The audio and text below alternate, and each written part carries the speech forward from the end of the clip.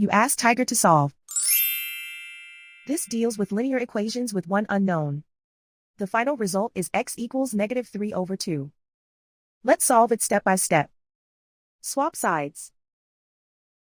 Group all constants on the right side of the equation. Subtract 13/2 from both sides. Combine the fractions. Combine the numerators.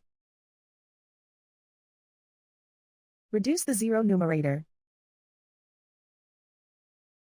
Simplify the arithmetic. Convert the integer into a fraction. Combine the fractions. Combine the numerators. And so the final result is x equals -3/2.